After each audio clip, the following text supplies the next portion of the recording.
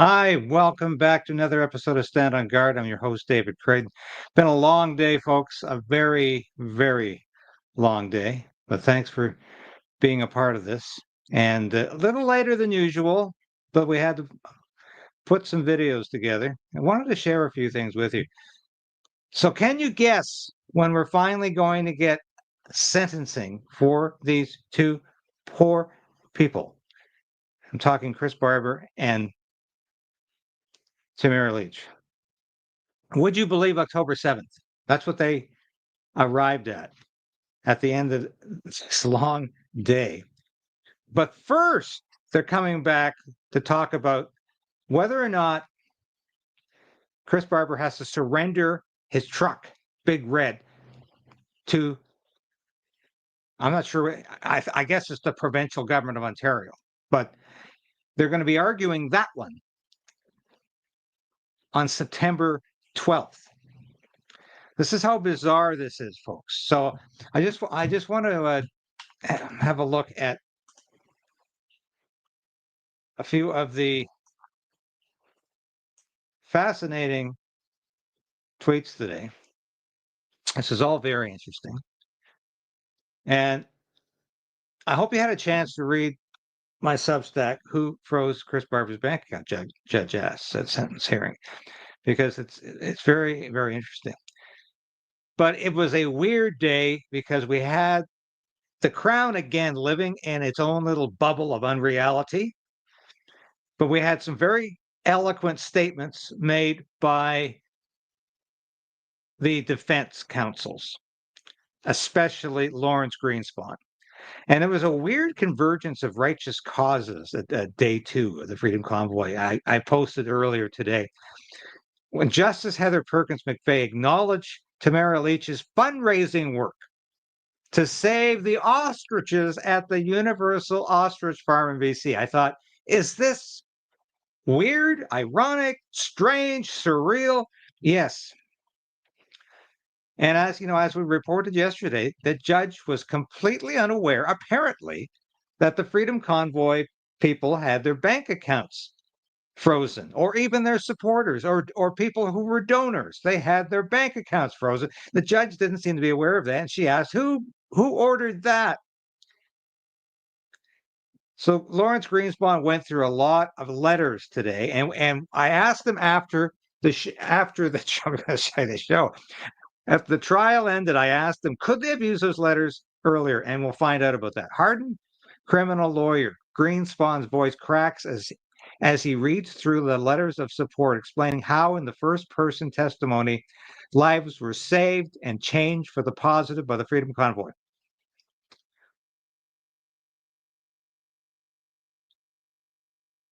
Day two at the Freedom Convoy trial, and lawyer Lawrence Greenspon is driving home the truth that Chris Barber and Tamara Leech stood up for the tens of thousands, at least, of Canadians who were being stomped on by the COVID mandates and an authoritarian Trudeau government.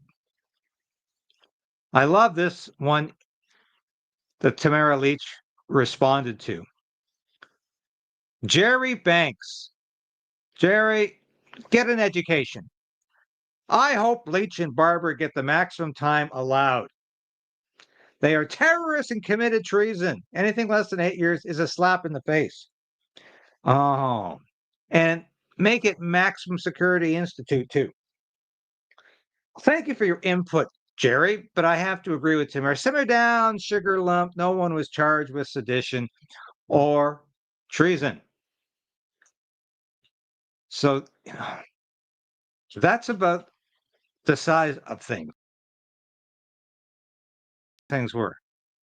And, I invite you to have a look at this Substack that we put up yesterday. I think it's really, really worth watching. And I really want to thank you. And if you notice at the beginning, we had a black border around the screen. That's because this is a sad day for Canada. And I'll tell you why.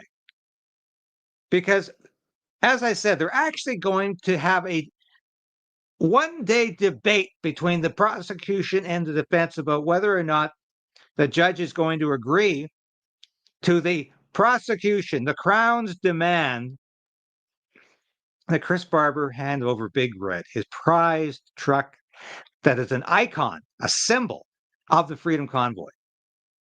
And these clowns on the crown side of things don't even seem to think the optics are bad here. That people aren't going to look at this and say, are you people nuts? You want to take away a man's livelihood just to be vindictive because you hated the Freedom Convoy so much? You want to destroy his truck? That to me is emblematic of how off the rails this trial has been from day one. And by the time these people find out what's going to happen to them, it's going to be 25 months. 2 years and 1 month since the trial started. I find that absolutely incredible. Only in Canada, you say. I'm working on a column right now for Blaze Media that says Canada is so out of step with the United States and even with Europe right now because we're going crazy on woke DEI politics and punishing people like Tamara Leech and Chris Barber. We're punishing them because they didn't agree with the narrative. So, I don't think a country can survive much longer when it's this stupid. But I had a chance to talk to people, and I'll share some more about the testimony and about the comments today because we had some great comments. And finally, as I said, we had letters read from the defense about supporters who had written to Tamara Leech to say thank you so much. And we had Diane Magus, who is Chris Barber's attorney, and we had Lawrence Greenspon. Both described Chris Barber and Tamara Leech as heroes. Something I say about them. It's one of the last things I said to Tamara as I said goodbye, and I said I'll be back in October when you receive your sentence. But I had a chance to talk to some folks outside of the courtroom, and every time, if you've been there, if you've been in Ottawa when this trial is on, you know that there are lots of folks who come out and show their support for Tamara and Chris by just standing outside with signs and cheering them on when they arrive at the courthouse. And I was out there talking to him today, and I know this particular individual because he's probably the premier sign maker, protest sign maker in Ottawa. His name is Howard. I'm not going to tell you his last name because, as far as I'm concerned, we're all targets right now if we don't toe the line and we don't espouse the narrative of the Liberal government. And you think it's any different now that Mark Carney is prime minister? Mark Carney was the guy who advised Justin Trudeau to invoke the Emergencies Act. Mark Carney hated the Freedom Convoy. Mark Carney's more woke than Justin Trudeau. He just doesn't look it. But I've been saying that all week. Let's hear what Howard had to say. Howard, you're probably the premier sign maker in Ottawa, and I'm just going to pan over here. I say somebody's got to do it. Why not me? If I got the skills. So I think the story of the week here is that the Crown wants to put Chris Barber in jail for 8 years and Tamara Leech for 7 years. What do you think of that? Totally ridiculous. People have done worse crimes, especially of mischief. Because somebody was just telling me of a report out of Calgary of a couple that murdered their child, and they got 6 years. And where's the justice in this country anymore? Like everything is upside down, by design, by intention, and our government they're enabling everything to happen. It's quite obvious to many people. If they're not wise to what they're doing, harming this country and the people, at least they should be at least upset and angry and demand some answers, accountability. And it's not due to incompetence. You can't let them off that easy. They do know what they're doing, especially in the higher echelons. And we just need to help hold their feet to the fire, no matter who's our leader. Carney especially, you could see all his scandals and ethic violations, and he's not going to last long. Well, the Crown Counsel described Tamara Leech and Chris Barber as being guilty of extraordinary criminality. I just about fell over when I heard that. Had I not been sitting down, I would have fallen over. I think they're heroes. I think they're heroes because they saved lives. And I was so glad to hear their lawyers finally say that today, that they saved people's lives and that they should be considered Canadian heroes. Do you think they're Canadian heroes? Heroes in the sense that they represent us, the people who are marginalized, demonized, and are suffering too. Every day we are suffering more and more. It's if I were to ask people with the sign, the message, are you being harmed, or do you trust the government? They're usually unanimous. It's the people who refuse to look at reality. They're just sticking to their guns, and unfortunately, those people are more or less lost. It's incredible what we've went through in the past 5 years. How people have divided from the sheep to the goat, and situation. I've met so many people, like-minded, with open mind. Apologize for the audio there. It was a little difficult to hear, but I think it's important that we remember who's responsible for all of this. Well, it's Doug Ford and Mark Carney. Yes, the bromance of the year. And of course, we were laughing about this the other day because it's incredible how Doug Ford thinks there's nothing wrong here.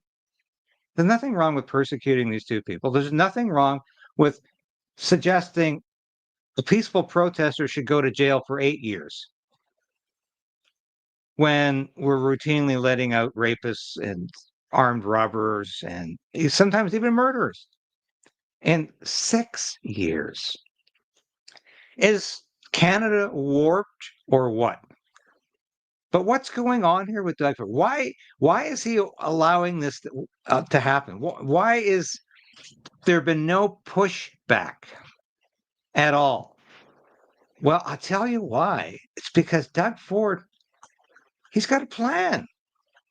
And you know what that plan is?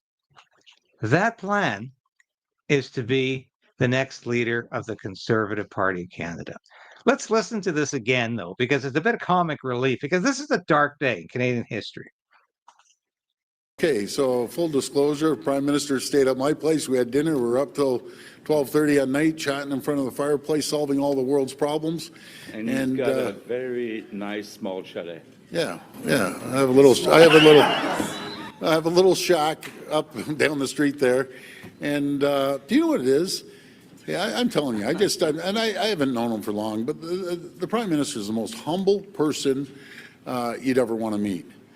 Let me just give you a little background. Now you got me on a roll here. Okay, the Prime Minister was a Goldman Sachs guy.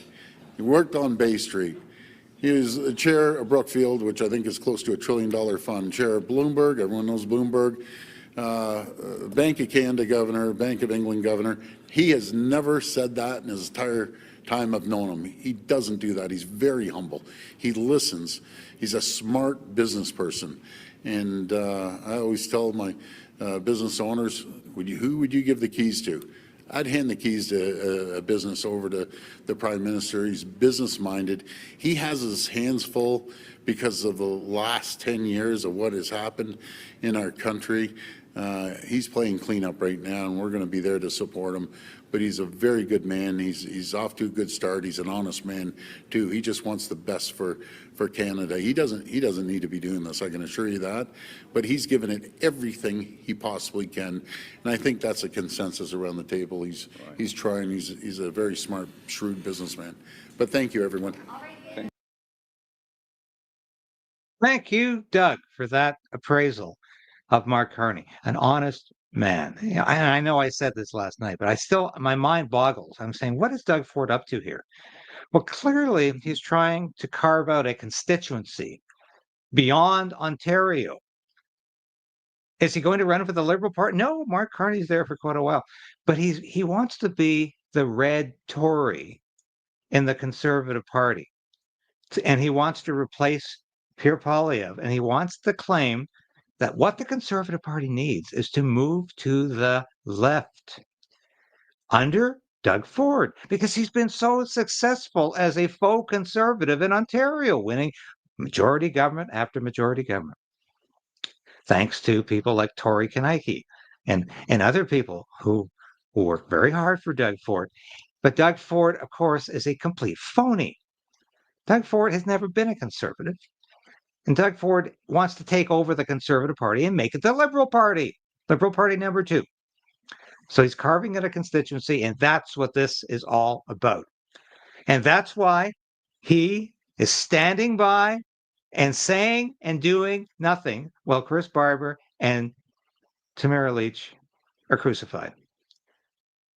Obviously, not literally, but very symbolically crucified. This is a travesty to watch, because any civilized democratic nation would not in any way suggest that 2 protest leaders should be going to jail for almost a decade and call them out extraordinary criminality, call their behavior extraordinary criminality. And you have to wonder, where is the sanity in all of this? So I don't know how this is going to go. And I spoke to Lawrence Greenspon after the trial ended at approximately 4:30, 5 o'clock this afternoon. And believe me, I rushed home to get this broadcast on the air. From the numbers, it looks like I'm a little late. Probably missed the dinner crowd, but here's a bit of my interview with Lawrence, who I think has done a pretty good, a fantastic job. But I do wonder why he didn't bring in some of these letters and supporters of Tamara Leech. I don't know if it would have moved the judge. I don't know, but I do wonder why we didn't hear more of these letters and the support and the reason for the Freedom Convoy. It's like the way the Crown wants to explain it, it's like this all happened in a big vacuum. That I don't know why all of these truckers came to Ottawa and just decided to sit in their rigs on the side of the road. I have no idea. According to the Crown, what was the reason for this? And the Crown, it still hasn't come to the realization, or at least won't publicly admit, that the vaccine was untested. A lot of people resisted it. Some people were afraid of it. And if you didn't get it, there was a time when you couldn't work, you couldn't travel, and you couldn't journey very far from your front door. And that was the reality before Chris Barber and Tamara Leech came to Ottawa in February 2022, or late January, February 22. I think it was January 28th. I remember very well. I was there. But that was the reality. The COVID mandates were unquestioned by the mainstream media, by governments from federal down to municipal.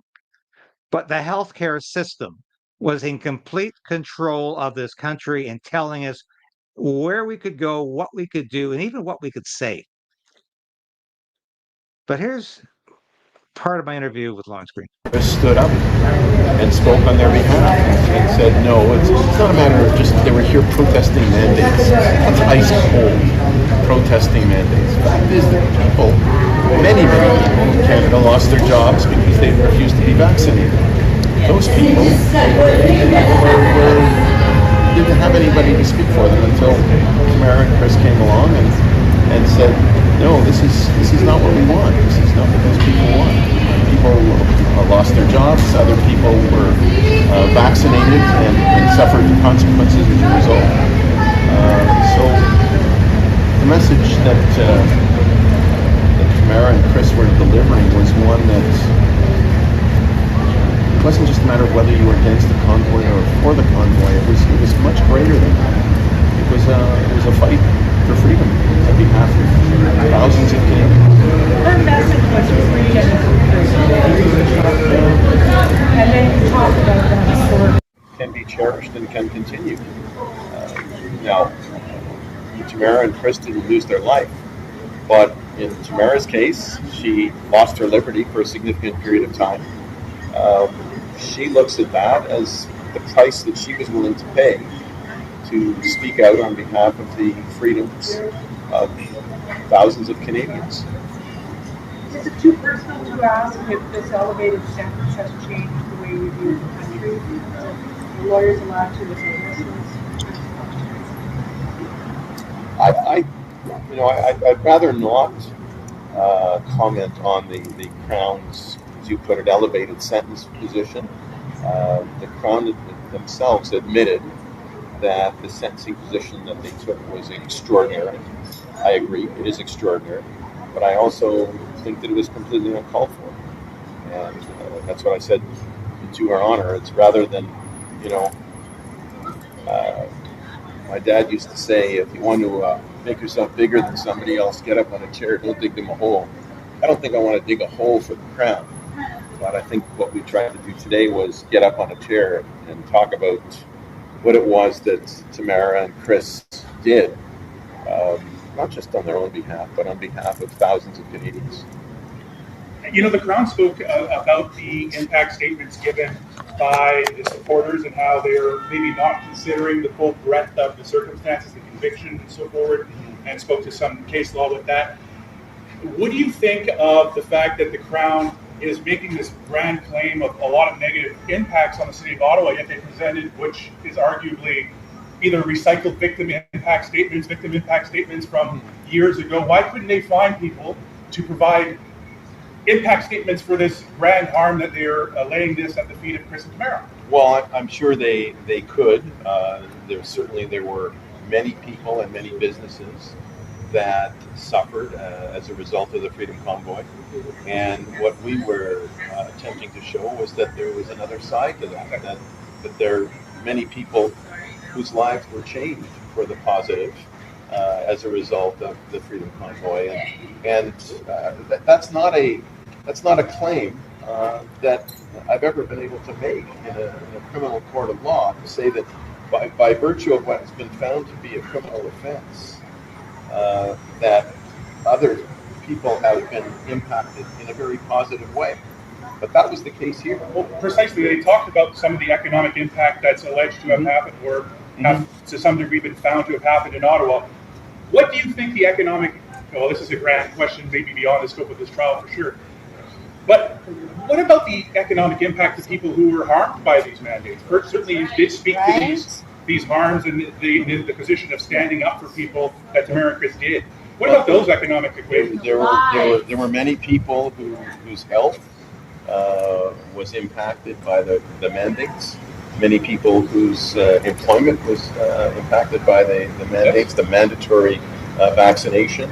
And what we tried to do was bring to the court's attention the fact that for those people, the Freedom Convoy was a very positive thing, and it was something that was done that, unlike just about any other offense that I can think of or that I've ever seen, the Freedom Convoy had some very positive impact for, as I say, thousands, if not tens of thousands of Canadians. Were you not permitted to read letters of support until today, Mr. Greenspon? What do you mean? What do you mean not permitted to read? In the way that you got those letters across to the judge today, at least we hope so. Were you not permitted to do that earlier in the trial too? Oh, it wouldn't have been. I mean, we would have had to call evidence. We would, as the Crown did with some of the victims. They called those victims as witnesses. Of course, right off the beginning of the trial, we said you don't need to call them. We're prepared to admit that there was an interference with the enjoyment of property. And you saw how the Crown insisted, no, we want to call them anyway. If we had called the individuals the letters that we filed today, I mean, we could have called them during the course of the trial, and to show it. I mean, I can I can tell you a story. I'm sitting in a restaurant a couple of blocks from here. I'm having lunch, and this elderly woman came in. She was on Nordic poles, and I acknowledged her, and she thought that meant, okay, come on into the restaurant. This is a woman who lived downtown and experienced nothing but joy and assistance from the people who are involved in the Freedom Convoy. And she wanted to tell me her story, and as have many people have approached us and said, hey, look, this was a good thing for us. Tamara and Chris were standing up for us. They were fighting for our freedom. They were recognizing that the government mandates were intrusive and harmful to some. So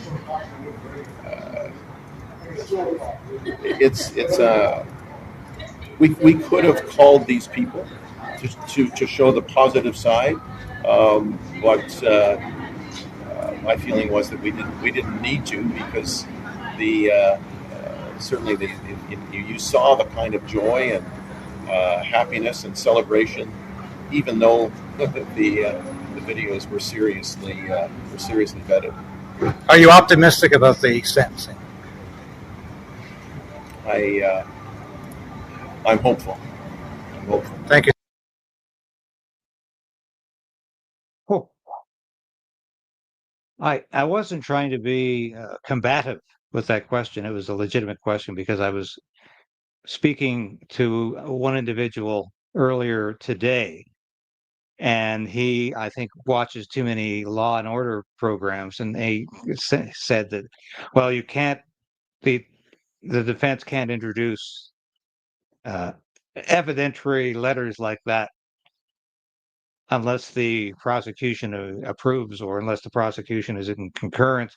And I thought, no, that's BS. So that's why I asked him, and that's his answer. And you can see he's having difficulty with that decision now. But I don't think Tamara could have been served by a better lawyer in Ottawa. And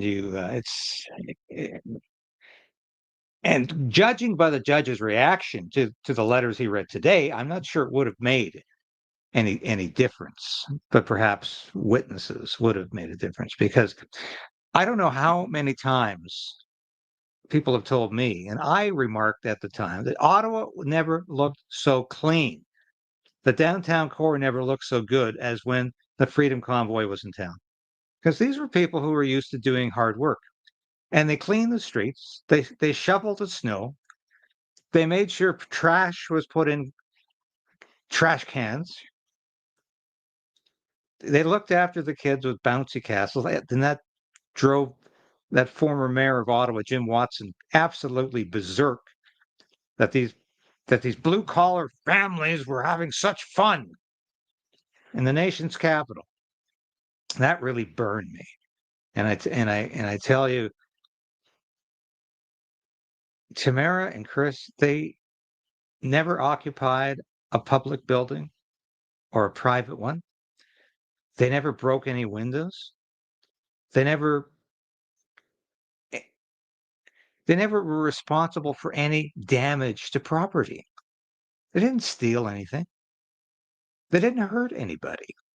And yet they're being treated worse than rapists and murderers right now.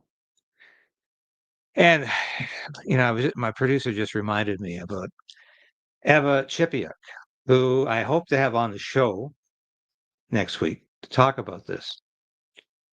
Evia got a letter from the Royal Bank of Canada saying her business is no longer welcome there and she better get her funds out. She better leave. And they're saying it's got something to do with Eva possibly investing in cryptocurrency or Bitcoin or something like that. I bet you it has something to do with the fact that Eva was the one who absolutely skewered and humiliated Justin Trudeau. Yes, and that's the letter from RBC to her. And I bet you it has something to do with the fact that she completely embarrassed Justin Trudeau at the Emergencies Act inquiry when she said, "When did you begin to fear Canadians, Mr. Prime Minister?"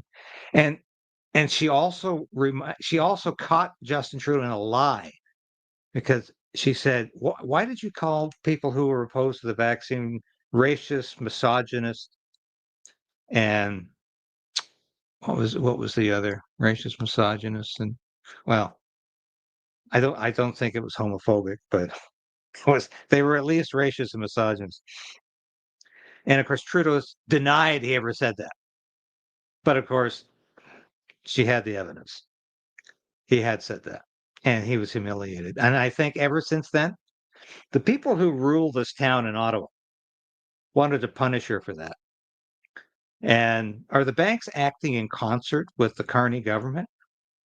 Mark Carney was the governor of the Bank of Canada. Think about it. Is there some collusion going on? Well, it sure looks like it. And I have to laugh, the getting a letter from a bank saying you're no longer wanted here.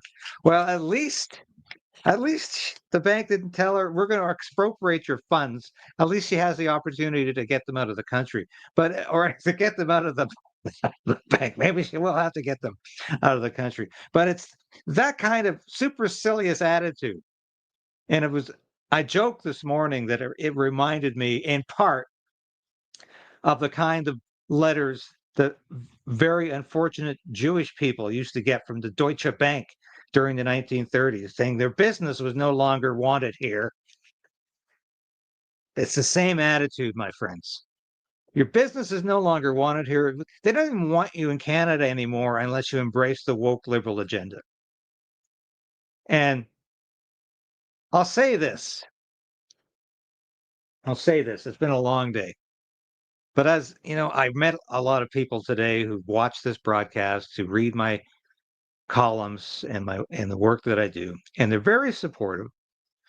And I said every time to them, thank you so much for telling me that. Thank you so much for encouraging me, because there are many, many days when I wonder if it's worth fighting back. And somebody said to me today, I'm so done with Canada. I'm so fed up with Canada.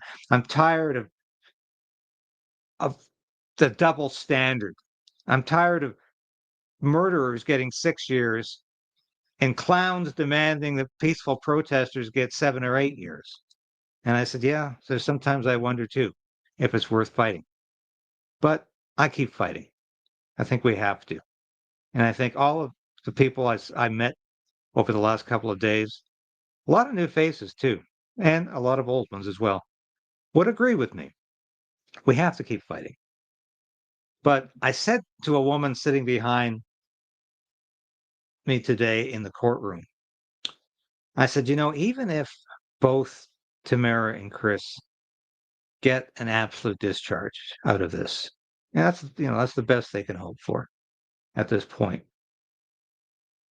Even if they get that, the government, whether it's Doug Ford or Doug Ford acting on behalf of Mark Carney, you saw what good friends they are, good buddies. Whether it's either of those two, or either the Ontario provincial government, the Red Tory government, or it's Mark Carney's neo-Marxist government, Tamara and Chris have already been punished beyond anything most of us will ever have to experience. They've had bank accounts frozen. They've had tremendous expenses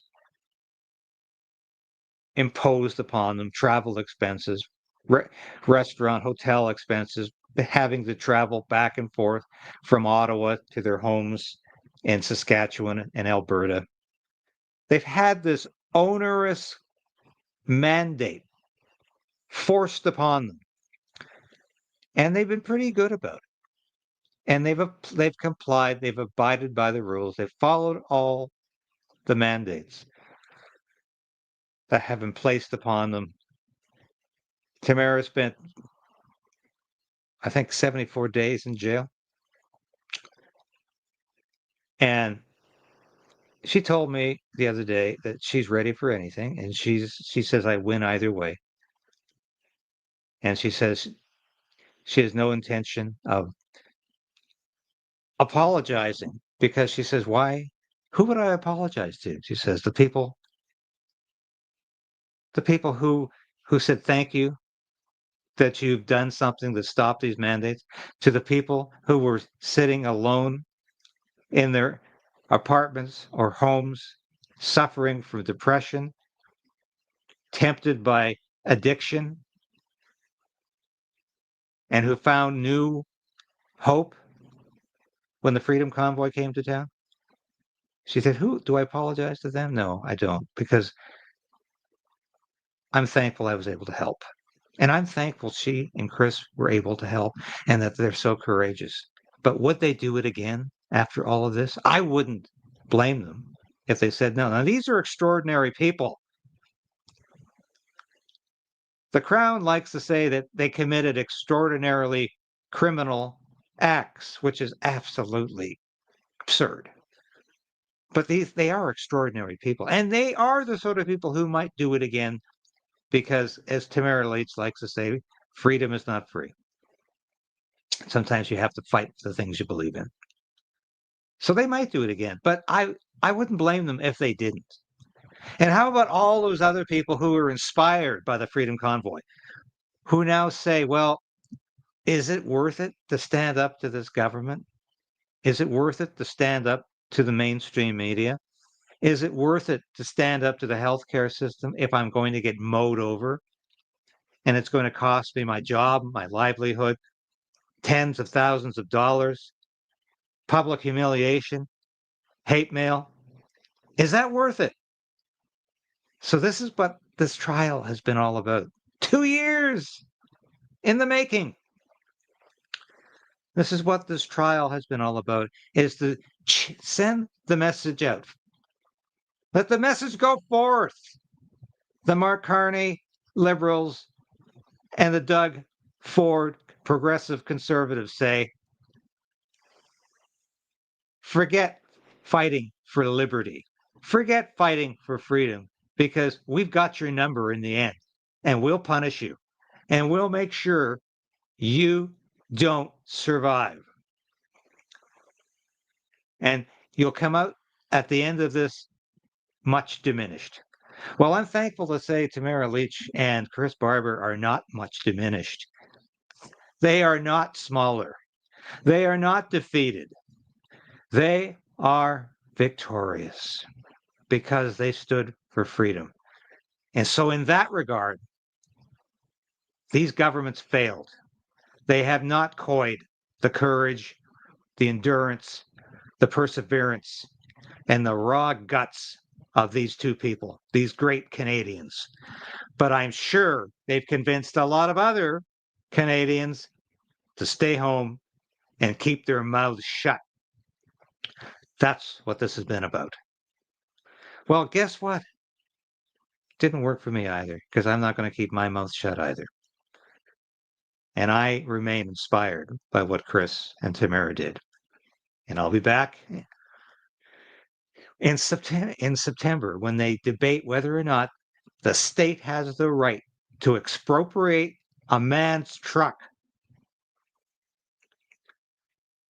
I can't wait to hear the absurd arguments from the Crown at that point. And I'll be back in October when the judge decides or when the judge issues her decree. I'll be there because I've supported these people from day one, and I've been there at this trial from day one, and I'm proud to say I have. Thank you for watching today. I'll be back again tomorrow. Testified in this inquiry referencing your widely published comments and calling the unvaccinated racists and misogynists. And we have heard testimony in this inquiry about how some of your officials wanted to label protesters as terrorists. Would you agree with me that one of the most important roles of a prime minister is to unite Canadians and not divide them by engaging in name calling? I did not call people who were unvaccinated names.